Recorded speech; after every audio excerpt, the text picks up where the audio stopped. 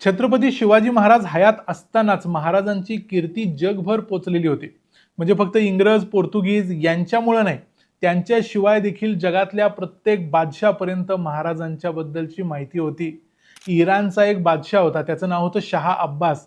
त्याला छत्रपती शिवरायांचे सगळे पराक्रम माहिती आहेत. छत्रपती शिवरायांनी औरंगजेबाला कसं पाणी पाजलंय आणि कसं त्याचा पराभव कसा कसा कुठं कुठं केलाय ते सगळं इराणच्या बादशाहाला माहिती होतं.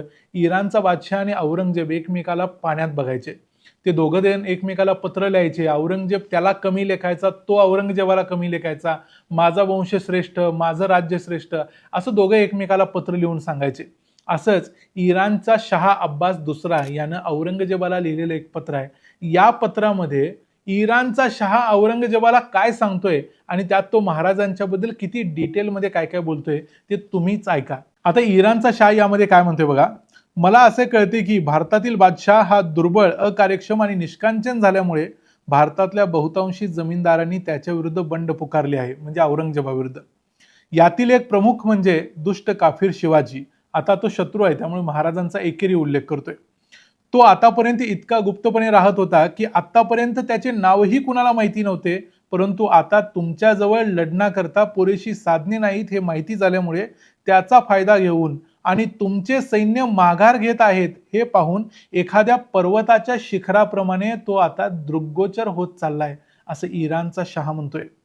त्याने तुमचे अनेक किल्ले जिंकलेले आहेत, तुमच्या अनेक सैनिकांना त्याने ठार मारले आहे, कैदी बनवले आहे, तुमचा बराचसा प्रदेश गिळंकृत केलेला आहे, तुमच्या प्रदेशातील बरीचशी बंदरे, शहरे, खेडी त्याने लुटलेली आहेत. इथं तो सुरतेचा रेफरन्स देतोय.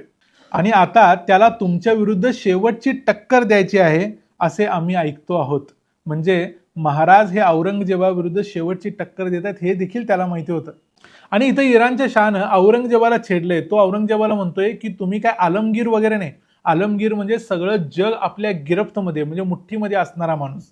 इराणचा शाह म्हणतोय तुम्ही आलमगीर वगैरे काही नाही, तुम्ही पिदरगीर आहात. पिदरगीर म्हणजे आपल्या बापाला मुठ्ठीमध्ये ठेवणारा माणूस. असं असतं तर तुम्ही शिवाजी महाराजांना पकडलं असतं.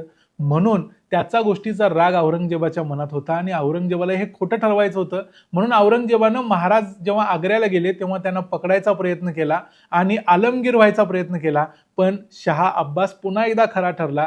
शाह अब्बासानं सांगितलेलंच होतं की तुम्ही बापाला सोडून कुणाला पकडू शकत नाही आणि म्हणून शिवाजी महाराजांना पकडायचा जो प्रयत्न होता तो वाया गेला.